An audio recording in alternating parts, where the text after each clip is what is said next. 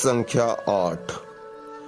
भवान् भीष्मश्च कर्णश्च कृपश्च समितिञ्जयः अश्वत्थामविकर्णश्च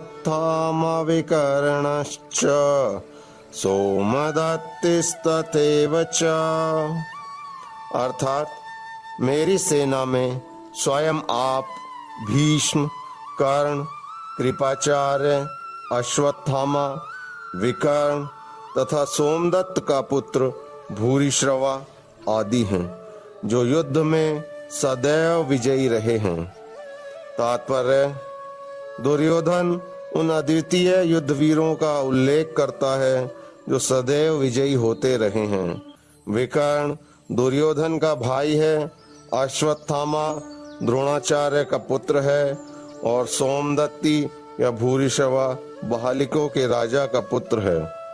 कर्ण अर्जुन का आधा भाई है, क्योंकि वह कुंती के गर्भ से राजा पांडु के साथ विवाहित होने के पूर्व उत्पन्न हुआ था।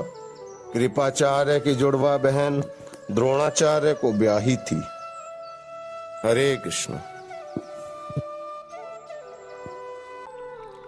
श्लोक संख्या 9। अन्ये च बहवः शूरा मदर्थे त्यक्तजीवितः नानाशस्त्रप्रहरणः सर्वे युद्धविशारदः।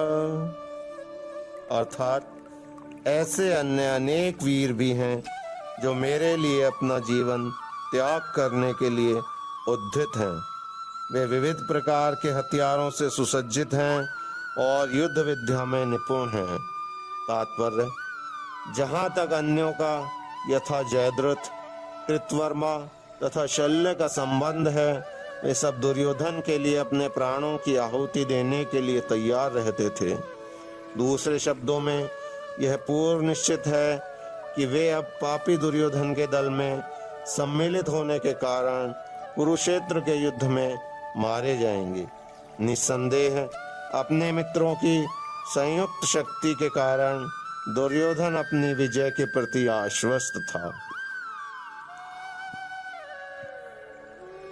श्लोक संख्या 10। अपर्याप्तं तदस्माकं बलं भीष्माभिरक्षितं पर्याप्तं त्विदमे तेषां बलं भीमाभिरक्षितम्। अर्थात हमारी शक्ति अपरिमेय है और हम सब पितामह द्वारा भली भांति संरक्षित हैं, जबकि पांडवों की शक्ति भीम द्वारा भली भांति संरक्षित होकर भी सीमित है। तात्पर्य: यहाँ पर दुर्योधन ने तुलनात्मक शक्ति का अनुमान प्रस्तुत किया है।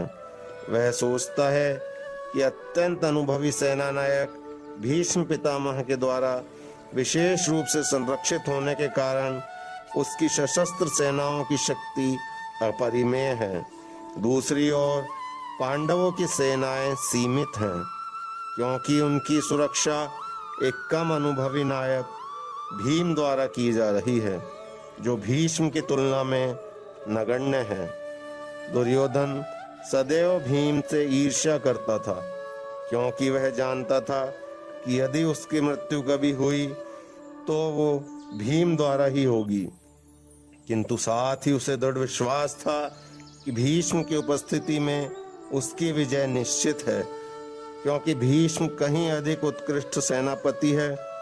वह युद्ध में विजयी होगा, यह उसका दृढ़ निश्चय था। हरे कृष्ण।